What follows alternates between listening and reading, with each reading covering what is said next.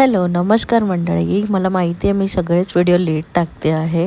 गावाला नेटवर्क नव्हतं म्हणून सगळेच व्हिडिओ मी मुंबईला येऊन टाकलेत. सो हा शेवटचा दिवस होता, म्हणजे आम्ही निघणार होतो मुंबईला यायला. सो हा तो दिवस होता आणि आम्हाला यायचं बिलकुल मन करत नव्हतं. इथे ना काळ्या तोंडाचे माकडं आलेले आणि आमच्या नारळावरचे फुलं होते ना, सगळे खात होते. तर आम्ही त्याला सांगत होतो की नारळ पण पाडून दे करून, शुभम आणि मी. आणि ते जातच नव्हते. तर मिमीला मी बाहेर काढलं आणि तिला मुद्दामून भुकायला लावलं. मिमी जशी भुकली तसा तो एवढा खाली आला ना, म्हणजे त्या फणसाच्या झाडावर येऊन बसला अक्षरशः, की मी मिमीला घेऊन जाईन असंच. आम्ही घाबरून मिमीला आतमध्ये नेलं आणि आईने त्याला हाकलवलं.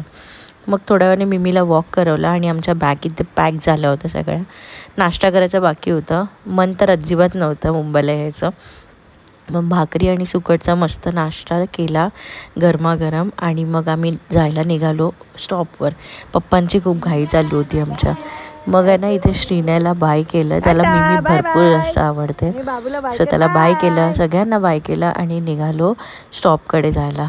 आणि एवढं ऊन होतं ना, पाऊस तर बिलकुल नव्हता, पण ऊन एवढं होतं की बापरे बाप. मिमीला आम्ही बॅगवर बसवलेलं आणि 1 तास उगाचच आम्ही येऊन उभं राहिलेलो इकडे. आणि हा बघा, इथे कोंबडीची पिल्लं विकायला आलं आहे. हे पहिल्यांदाच बघितलं मी गावाला असं काहीतरी. मग फायनली आमची बस आली आणि मला ना दुपारचा प्रवास करायला बिलकुल आवडत नाही. एकतर ऊन असतं.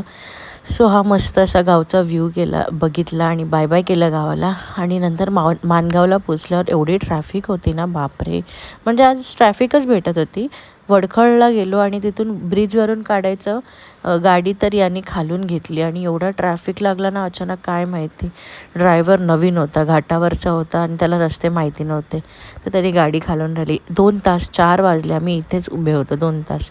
मग एका हॉटेलमध्ये गाडी थांबवली. आम्ही काय खाली उतरलो नाही, कारण का तिथे पण गर्दी होती. एकतर एवढं ऊन होतं, त्याच्यामुळे ना खूप कंटाळा आला होता आणि मिमीला पण कंटाळा आला होता.